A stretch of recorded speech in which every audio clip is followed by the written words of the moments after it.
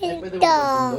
Good morning, beautiful people! So, ayun, another day, another video na naman. So, kasama natin ang mga babies. Ayan, sobrang cute.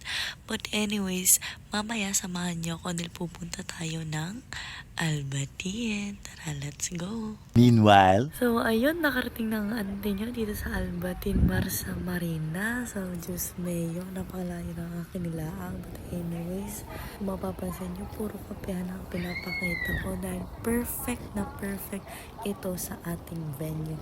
Dahil nandito tayo sa tabing dagat, sis Mars, kung saan tayo naroroon dahil kulahin natin ang mga Shokoy MS.